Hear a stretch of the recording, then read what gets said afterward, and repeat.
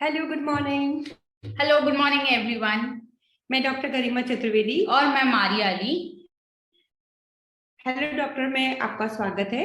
हम लोग दीर्घायु एडवांस डायबिटीज क्लिनिक से हैं और आज हम आए हैं डायबिटीज से रिलेटेड आपके क्वेश्चंस के आंसर करने के लिए। तो आप लोग भी अपने क्वेश्चंस पूछ सकते हैं और जो भी सवाल आप टाइप करेंगे मारिया यहाँ से उनको मुझे पूछेगी और मैं आपके सभी सवालों का आंसर दूंगी। सो मैम, पहले आप ये बताइए कि डायबिटीज क्या होती है। ब्लड में शुगर की मात्रा ज्यादा होना डायबिटीज होती है और इसके बहुत सारे लक्षण होते हैं जो कि पेशेंट को जब होते हैं तो वो डायबिटीज अपनी शुगर चेक करवाते हैं। और हम चेक कैसे करेंगे अगर हमें डायबिटीज है, या हमें पता कैसे चलेगा कि हमें डायबिटीज हो गई है। देखो आप मारिया की है ना, डायबिटीज के कुछ स्पेशल लक्षण होते हैं और वो मेल्स और फीमेल से अलग अलग भी हो सकते हैं। जैसे फॉर एग्जांपल है कि अगर मेल्स में मतलब कि जो जेंट्स लोग हैं अगर उनके पैरों में दर्द हो रहा है, वजन बिना बात को कम हो रहा है, मतलब कि वो कोई ऐसा कोशिश नहीं कर रहे हैं कि उनका वजन कम हो, लेकिन तो भी उनका वजन अगर कम हो रहा है तो एक शुगर की जांच कराना बहुत जरूरी हो जाता है। ऐसे ही अगर उनके जो है जेनाइटल एरियाज में जो है अगर खुजली होती है तो भी शुगर चेक कराएं। और भी बहुत सारे लक्षण होते हैं, बार बार पेशाब आना होता है, बार बार प्यास लगना, प्यास इतनी ज्यादा जोर से लगती है कि कितना भी पानी पी लें यहाँ पे उनको ऐसा लगता है कि उनका गला सूख रहा है। और फीमेल्स में जो जेनाइटल इन्फेक्शन है, वेजाइनल इन्फेक्शन है, वो बहुत जल्दी जल्दी होना, ज्यादा फ्रीक्वेंटली होना, अगर ऐसा होता है मतलब पेशाब की जगह पे खुजली होना ज्यादा, और बार बार अगर उनको यूरिन इन्फेक्शन भी हो रहा है तो वो जरूर अपनी शुगर चेक कराएं। अगर बॉडी में अपने बिना बात को कहीं भी खुजली हो रही है तो आपने नोटिस किया होगा कि स्किन डॉक्टर भी सबसे पहले शुगर की जांच कराते हैं। ओके। और वजन कम होना, बार बार पेशाब होना, ये तो लक्षण होते ही हैं। ओके। और हम खाने में क्या क्या चेंजेस कर सकते हैं, ऐसे जैसे कि मिस्टर अमित पांडे अभी पूछ रहे हैं कि what can be eat on empty stomach. अच्छा, दैट्स अ गुड क्वेश्चन। खाने में हमें डायबिटीज में सबसे इम्पोर्टेंट ये ध्यान रखना चाहिए कि हम थोड़ा थोड़ा खाना बार बार में खाएं। ऐसा नहीं कि हमने सुबह से कुछ नहीं खाया, ऐसा मैंने कई पेशेंट से सुना है। कई लेडीज ऐसा करती हैं कि सुबह से वो बहुत सारे घर के काम में लग जाती है, बच्चों का, हस्बैंड का टिफिन बनाना, और उस सब के बाद वो घर की सफाई देखना, पूजा करना, और उसके बाद जब वो सोचती है कि हम कुछ खाना खाएं तो 12-1 बज जाती है। लेकिन अगर वो दवाई ले रही है शुगर की तो होता क्या है कि उसके प्रभाव से उनकी शुगर लो होने लग जाती है, उन्हें कमजोरी फील होने लग जाती है। तो इस तरह की चीजें नहीं करनी है। सुबह आप चाय के साथ कुछ होल व्हीट बिस्किट खा सकते हैं जैसे, और ड्राई फ्रूट्स जरूर खाने, क्योंकि ड्राई फ्रूट्स अपने आप में बहुत ही अच्छा खाने की चीजें हैं जिनसे शुगर भी नहीं बढ़ती है और हमारे को प्रोटीन मिलता है, एनर्जी भी मिलती है। तो सुबह चाय पीने के पहले अगर वो कुछ गलाए हुए बादाम और अखरोट खाए तो बहुत अच्छा रहेगा। और चाय के साथ वो मल्टीग्रेन बिस्किट खा सकते हैं। Okay. We have another question from Miss Seema Sharma. What is the difference between high and low blood sugar? मतलब अगर शुगर हाई या लो हो जाती है तो हम उसको डिफरेंशिएट कैसे करेंगे, क्या सिम्टम्स होंगे उसके। सीमा जी, आपने बहुत ही अच्छा सवाल पूछा है। देखो, हाई ब्लड शुगर का अभी हमने जो डिस्कस किया था कि जब भी पेशेंट की शुगर हाई होगी तो उन्हें जैसे हाथ पैरों में दर्द होना, खासतौर से पैरों में दर्द होना, कमजोरी महसूस करना, उन्हें चक्कर भी आ सकते हैं, और उन्हें बार बार पेशाब आएगा। जब भी शुगर ज्यादा होगी तो बार बार पेशाब आ सकता है। अ, मतलब कभी कोई घाव हो जाए तो भरने में दिक्कत आ सकती है। ये वाले सिम्टम्स होते हैं हाई ब्लड शुगर के। कई बार आंखों में धुंधला भी दिखने लग जाता है। और जब शुगर कम होती है, मान लीजिए पेशेंट की शुगर 70-80 रह गई है और भी कम हो गई है किन्हीं किन्हीं कारणों से, तो उनके चक्कर उनको भी आ सकते हैं। लेकिन जैसे धड़कन तेज होना, बहुत पसीना आना, मान लीजिए आप सर्दी में हैं, सर्दी का मौसम है, या इवन आप एयर कंडीशन में बैठे हैं और तो भी आपको पसीना आ रहा है, तो आप समझे कि ये शुगर लो होने की निशानी हो सकती है। हाथ पैर एकदम से नम हो जाना, जैसे सुन्न हो जाना, और जबान लड़खड़ाना, बात नहीं कर पाना, और बहुत भयंकर भूख लगना, एकदम ऐसा लगे कि मेरे को तो है ना जैसे इतना सारा खा लूं मैं। तो ये आपको लक्षण हो सकते हैं लो ब्लड शुगर के, मतलब शुगर कम हो जाना। Okay. और ma'am the next question we have is कि हम हाई ब्लड शुगर के क्या क्या ट्रीटमेंट्स ले सकते हैं, हम कैसे प्रिकॉशंस ले सकते हैं कि हमारा शुगर कम रहे या नॉर्मल रेंज में रहे। अब देखिए, अगर आपको डॉक्टर ने डायबिटीज का डायग्नोसिस दिया है, तब तो आप डॉक्टर के पास जाएंगे और अपने ट्रीटमेंट जो उन्होंने लिखा है, दवाइयाँ, वो टाइम टाइम पे लेंगे, तो आपकी शुगर कंट्रोल रहेगी। लेकिन हाँ, ये बात आप याद रखें कि खाली दवाई खाने से मतलब शुगर कंट्रोल नहीं होती है। अपने को खाने पीने में बहुत ध्यान रखना पड़ता है, एक्सरसाइज का बहुत ध्यान रखना पड़ता है, टेंशन कम करें, योगा प्राणायाम, इन सब की बहुत बड़ी भूमिका है। तो ये नहीं समझो कि खाली हमने गोली ले ली अब हमारी शुगर कंट्रोल हो जाएगी। आपको अपनी पूरी लाइफ स्टाइल में चेंज करना पड़ता है, तब ब्लड शुगर कंट्रोल होती है। आपकी और डॉक्टर की दोनों की एक टीम होती है, जिसमें टीम एफर्ट से ही शुगर कंट्रोल होती है। Okay, we have another question from mister Prateek Singh कि हम डायबिटीज में क्या क्या फ्रूट्स खा सकते हैं, कौन कौन से फ्रूट्स हम डायबिटीज में खा सकते हैं, क्योंकि मोस्टली ये कंसर्न रहता है कि फ्रूट्स भी मीठे हैं, क्या वो शुगर बढ़ाएंगे। प्रतीक जी ने बहुत ही अच्छा क्वेश्चन पूछा है, और ये क्वेश्चन लगभग मेरे सभी पेशेंट्स का होता है कि हम डायबिटीज में कौन से फल खा सकते हैं, खा भी सकते हैं कि नहीं खा सकते। और कई बार पेशेंट खाते ही नहीं है फल, डर के मारे कि हमारी शुगर राइज हो जाएगी। लेकिन मेरा ये कहना है, और ये एक एक्सपर्ट एडवाइस है, कि डायबिटीज में फल खाना चाहिए, बहुत जरूरी है। और आप पूरा दिन में एटलीस्ट 2 सर्विंग ऑफ फ्रूट तो आप खाएं ही सही, ऐसा हम चाहते हैं। हाँ, फल कौन सा है और उसकी कितनी क्वांटिटी है, ये एक अलग बात है। फॉर एग्जाम्पल है कि अगर आप एक छोटा एप्पल खाते हो, या एक छोटी नाशपाती खाते हो, या फिर आप एक छोटा साइज का संतरा या मौसमी खाते हो, तो आप एक बार में ये एक फल कोई सा भी खा सकते हो। लेकिन अगर आपके पास एक बड़ी साइज का बनाना है, केला है, तो आप वो आधा करके खाएं, क्योंकि वो आधा केला बराबर एक छोटा साइज ऑफ एप्पल के बराबर हो जाता है। ओके, सो यहाँ पे एक क्वेश्चन है फ्रॉम मिस्टर योगेश शर्मा कि टाइप 2 डायबिटीज जेनेटिक होता है। देखिए, टाइप 2 डायबिटीज जो है उसका जेनेटिक में प्रभाव आता है, और ये फैमिलियल हो सकती है।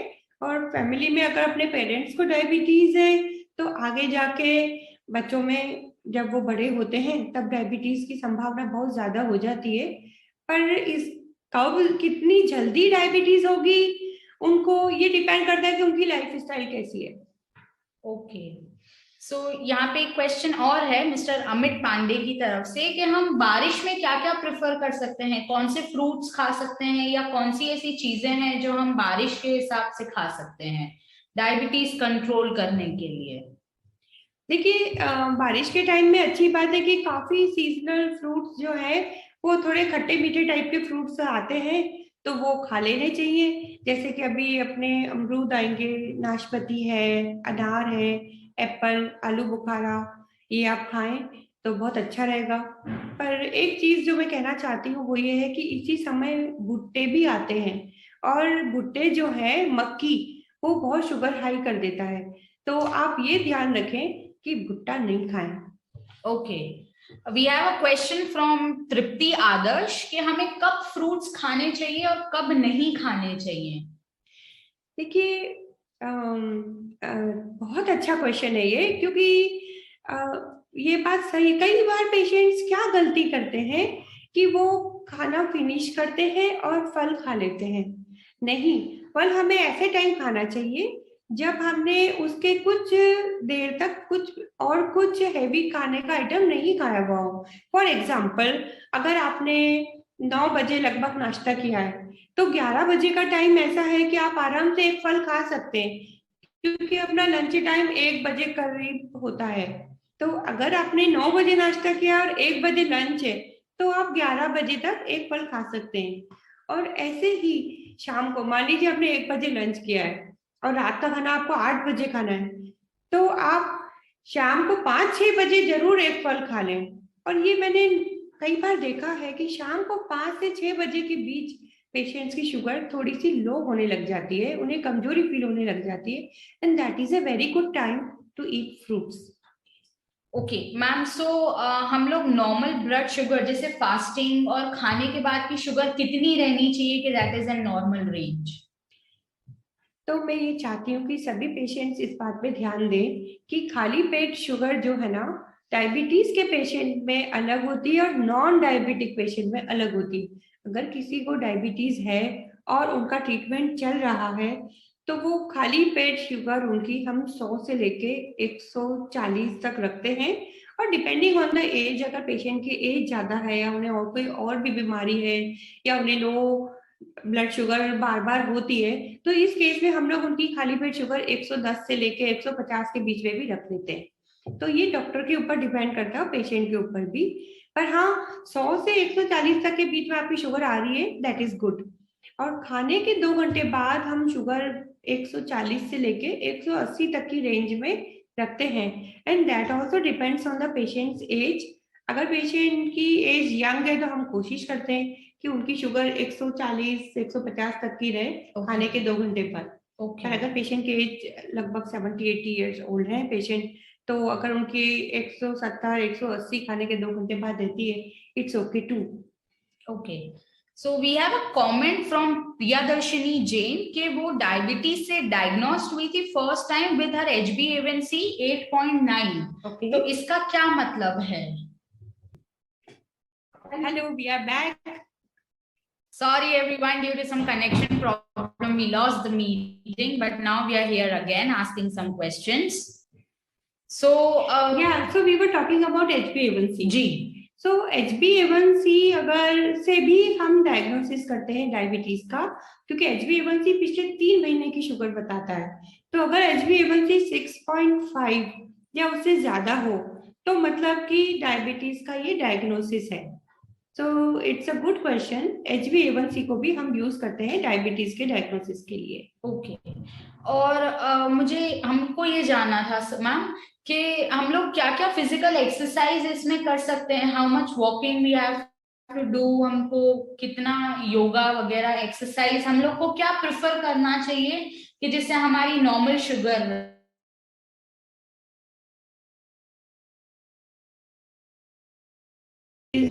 अगर पेशेंट चाहे तो वो एक लंबी वॉक कर सकते हैं सुबह, मिनिमम लाइक 30 मिनट्स की।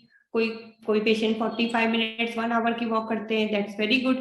पर अगर कोई पेशेंट मुझे कहते हैं कि मेरे को तो खाली 10-15 मिनट है सुबह, even that is very good. आपको पूरा दिन में आधा घंटा वॉक करना है, तो आप 10-10 मिनट दिन में 3 बार भी आप वॉक करें, तो आपके लिए बहुत अच्छा रहेगा। अगर आप थोड़ी सी भी कोई एक्सरसाइज करते हैं, तो आपके लिए वो यूजफुल रहती है शुगर कंट्रोल होने में। Every moment of the body helps. आप एक बैंड ला सकते हैं जो स्टेप काउंटर वाला होता है। तो अपन इवन कई बार घर में भी जब अपन चलते हैं, अपन स्टेप्स ज्यादा लेते हैं, अपन सोचते हैं कि अच्छा चलो घर में कोई आया है तो दरवाजा हम खोल देते हैं, इससे हमारी स्टेप्स हो जाएंगी। मान लीजिए कि कहीं आसपास ही जाना है, या फिर कार की पार्किंग है, तो इवन दुकान के जस्ट आगे नहीं खड़ी करके हम थोड़ी दूर अगर कर देते हैं गाड़ी को पार्क और थोड़ा सा वॉक करते हैं, तो वो भी मदद करेगा ब्लड शुगर को कंट्रोल करने में। तो हर तरह का मूवमेंट हेल्प करता है। ओके, सो जैसे कि डायबिटीज में मोस्टली पेशेंट्स के पैर सूज जाते हैं, तो वो क्यों होता है? हमको पैर सूजे हुए क्यों मिलते हैं पेशेंट्स में? देखिए, एक ऐसा क्वेश्चन है, इसके बहुत लंबा आंसर हो सकता है। पैर सूजना जो है ना, क्योंकि इससे बहुत सारे कारण होते हैं, पर इम्पोर्टेंट बात यह है कि आप सबसे पहले डॉक्टर को जरूर बताएं कि आपके पैरों में सूजन आती है। कभी ऐसा होता है कि आपके सुबह सूजन आ जाती है पैरों में और फिर खत्म हो जाती है धीरे धीरे, या कई पेशेंट होते हैं कि शाम तक उनके पैर सूज जाते हैं। तो आप डॉक्टर को ये बात जरूर बताएं। और एक इसमें इम्पोर्टेंट बात आप ये कर सकते हैं कि आपके मान लीजिए कि कई बार दवाइयों के प्रभाव से सूजन आती है, और कई बार ऐसे ही अगर वजन ज्यादा होता है तो पैर लटका के या खड़े रहने का काम हो तो अपने पैर सूज जाते हैं। तो डायबिटिक पेशेंट इसमें खास चीजें कर सकते हैं कि स्पेशल मोजे आते हैं डायबिटीज के, वो पहने। तो उससे उनको ये फायदा होगा कि मोजे की नॉर्मल जो मोजे होते हैं वो जो गढ़ते हैं उनकी सिलाई, आपकी स्किन जो कि इतनी नाजुक हो गई होती है, और खास तौर से जब पैर सूजे हुए हो तो स्किन बहुत फ्रेजाइल होती है। तो उसमें आप मोजे का बहुत ध्यान रखें, कहीं उससे डैमेज नहीं हो जाए आपको नॉर्मल मोजे से। और इलास्टिक जो होता है उससे आपके पैरों में गड़ जाता है। तो अपना मोजे चेंज करें, जूते चेंज करें, ये जो जरूर ध्यान रखें। Okay, so we have a question from Priyadarshini Jain कि अगर उनका HbA1c 8.9 आया है तो क्या उनको दवाई की जरूरत है? यस, और 8.9 A1C इज हाई, तो दवाई की जरूरत हो सकती है। आप डॉक्टर से तो मिले ही सही, इसमें देर नहीं करें। हो सकता है कि आपकी पिछले 3 महीने की शुगर ज्यादा हो, लेकिन अब आपने अपने खान पीन में कंट्रोल किया हो, तो एटलीस्ट ब्लड शुगर तो आप रेगुलर नापे ही सही, और डॉक्टर से जरूर मिले। ये एक बार आप डॉक्टर के ऊपर छोड़ दें कि उनको दवाई देनी है कि नहीं, पर हाँ घर में मत रहें, डोंट वेट। ओके, और जैसे कि आपने कहा कि रेगुलर नापें शुगर, तो हमें कितनी रेगुलर, हाउ ऑफन हमें शुगर नापनी चाहिए, कब कब नापनी चाहिए शुगर? मेरा सजेशन पेशेंट्स को ये है कि अगर वो इंसुलिन पे नहीं है तो कम से कम हफ्ते में एक बार तो शुगर नापें, खाली पेट और खाने के 2 घंटे बाद। और अगर वो इंसुलिन पे है तो वो थोड़ा ज्यादा फ्रीक्वेंटली नापें, अपनी मतलब हफ्ते में 2 बार मैं चाहती हूँ कि पेशेंट अपनी शुगर ले, खाली पेट और खाने के 2 घंटे बाद।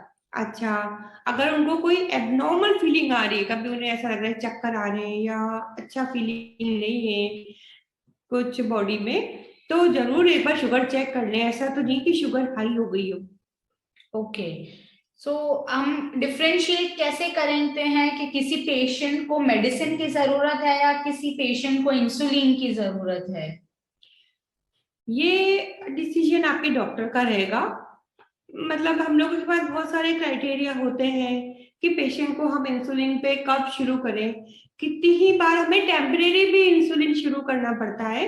फॉर एग्जाम्पल है कि प्रेगनेंसी के टाइम अगर ब्लड शुगर कंट्रोल नहीं हो रही हो तो हमें दवाइयाँ देना अलाउड नहीं होता प्रेग्नेंट लेडी को, तो हमें इंसुलिन शुरू करनी पड़ती है, उसमें और कोई इलाज नहीं है। ऐसे ही अगर पेशेंट की किडनी की प्रॉब्लम है और किसी भी बहुत हमारे पास कम दवाइयाँ रहती है देने को, तो उस समय भी हमें उनको इंसुलिन देनी पड़ती है।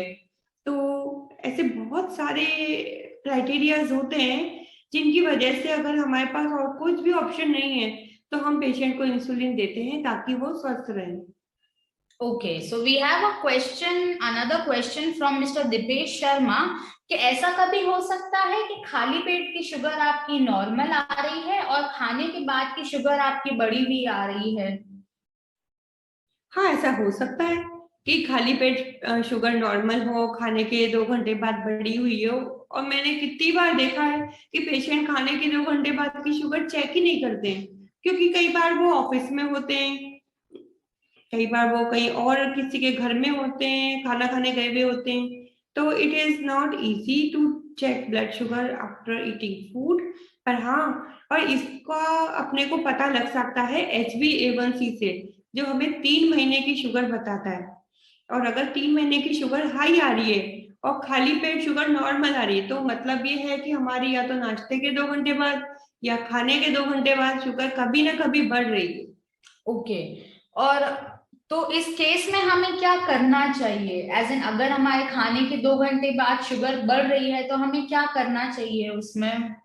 उसमें आप एक बार पहले ये देखें कि कहीं ऐसा तो नहीं हम एक साथ बहुत ज्यादा खाना खा रहे हैं, जैसे कि एक साथ कई पेशेंट 4-5 रोटी खाते हैं, चावल खाते हैं, बहुत सारा आइटम एक बार में खाते हैं, तो ऐसा तो नहीं है कि हम एक साथ में ज्यादा खाना खा रहे हैं और बॉडी वो हैंडल ही नहीं कर पा रही है।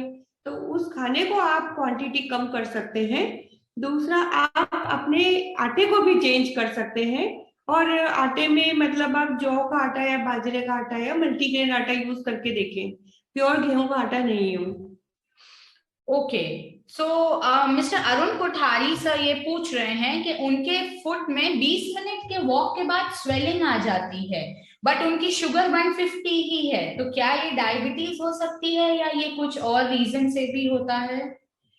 उनकी शुगर 150 खाली पेट आती है या खाने के 2 घंटे बाद या रैंडम में? मुझे लगता है वो रैंडम का ही कह रहे हैं कि अगर पैरों में वॉकिंग के बाद सूजन आ रही है तो उन्हें एटलीस्ट डॉक्टर को दिखाना जरूर चाहिए और कुछ अपने टेस्ट करवाने चाहिए। अगर शुगर है तो वो HbA1c और फास्टिंग पीपी शुगर से पता लग जाएगा कि डायबिटीज है कि नहीं है। क्योंकि हमेशा याद रखें, वन टाइम शुगर से कभी कुछ पता नहीं लगता, इसलिए हम एक कंप्लीट जांच कराते हैं। जैसे कि शुगर भी हम 2-3 दिन रेगुलर चेक करते हैं अगर हमें डायग्नोसिस का पता करना है कि डायबिटीज है कि नहीं। और HbA1c भी चेक करना चाहिए अपने को। कई बार हार्ट प्रॉब्लम जो होती है उस वजह से भी सूजन आने की संभावना बहुत बढ़ जाती है, तो ये भी जरूर चेक करा लें कि 2D एको वगैरह करा के भी डॉक्टर चेक कराते हैं कि क्या रीजन हो सकता है पैरों में सूजन का। तो हाँ, डॉक्टर से अवश्य मिले, वो आपको जांचें जरूर लिखेंगे। Okay, so we have another question from miss Priyadarshini Jain कि उनकी हील्स में पेन होता है, तो क्या ये डायबिटीज हो सकता है? हील्स में पेन डायबिटीज हो सकता है? हाँ, बिल्कुल हो सकता है, क्योंकि जब डायबिटीज होती है तो जहाँ पे भी हमारे पेन होता है वो अपने को ज्यादा, पेशेंट को ज्यादा पेन होता है, ज्यादा फील होता है। और बाकी हील पेन भी अपने आप में मतलब एक आधे घंटे का क्वेश्चन है।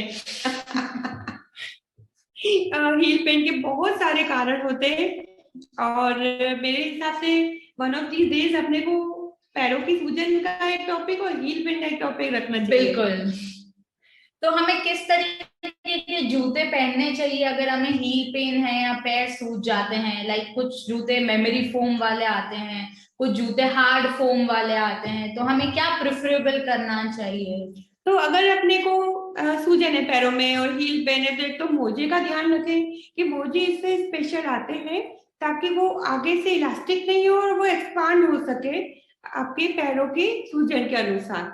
और पैरों में जहाँ हील है और जहाँ टोज है वहां पे स्पेशल पैडिंग होनी चाहिए।